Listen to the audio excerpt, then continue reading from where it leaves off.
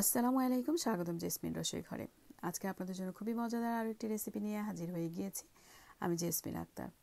আজকে তৈরি করে দেখাবো ছাতুর নাড়ু বা লাড্ডু, আমরা যে নামেই ডাকি না কেন। খুবই মজাদার এই রেসিপিটি তৈরি করার জন্য আমি এখানে নিয়েছি চাল 1.5 কাপ। চালটাকে ভালো মতো আমি ধুয়ে নিচ্ছি। ধুয়ে পরিষ্কার করে নিয়ে এবার আমি চালটাকে টেলে নিব। যারা সবসময় আমার ভিডিওগুলো দেখেন কিন্তু এখন পর্যন্ত আমার চ্যানেলটিকে সাবস্ক্রাইব করেননি, আশা করি আমার চ্যানেলটিকে সাবস্ক্রাইব করে নেবেন।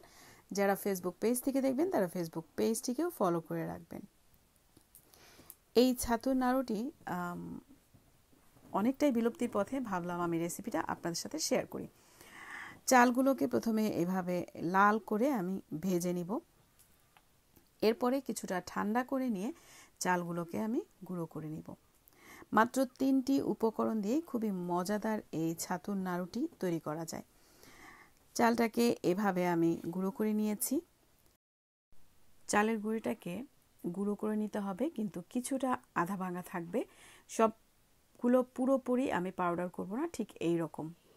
এরপরে আমি এর ভেতরে দিয়ে দিচ্ছি 1/2 কাপ নারকেল কোড়ানো। নারকেল কোড়ানোটা দিয়ে এরপরে দিয়ে দিচ্ছি 1/2 কাপ চিনি। মিষ্টিটা যার পছন্দ কম বেশি করে নেওয়া যাবে। 3টি উপকরণ একসাথে মিশিয়ে নিয়ে এরপরে আমি এর ভেতরে দিয়ে দিব পানি। প্রথমে কিছুটা পানি দিয়ে আমি চালের গুঁড়িটার সাথে এভাবে মিশিয়ে নিচ্ছি। এরপরে আমি অল্প অল্প করে পানি দিব এবং একটু মিশিয়ে নিব। পুরো চিনিটা প্রথমেই আমি একসাথে মিশিয়ে নিইনি, কিছুটা চিনি আমি রেখে দিয়েছিলাম। আমি স্বাদ বুঝে বাকি চিনিটাও দিয়ে দিচ্ছি।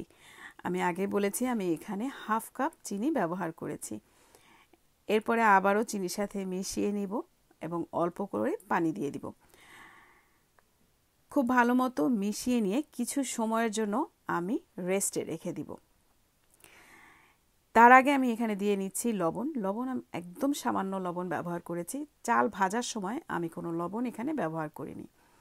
এরপরে কিছু সময়ের জন্য ঢেকে রাখছি।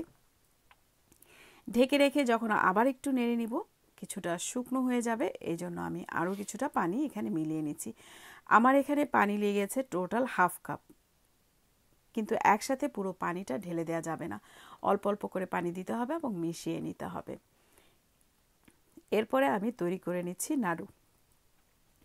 সবগুলো নাড়ু আমি এভাবে তৈরি করে নিব। কেমন লাগলো আজকের রেসিপিটি অবশ্যই কমেন্ট করে জানাবেন। যদি ভালো লেগে থাকে অবশ্যই লাইক করবেন, শেয়ার করে দিবেন ফ্রেন্ডস অ্যান্ড ফ্যামিলির কাছে। চ্যানেলটিকে সাবস্ক্রাইব করে রাখবেন এবং যারা ফেসবুক পেজ থেকে দেখবেন তারা ফেসবুক পেজটিকেও ফলো করে রাখবেন।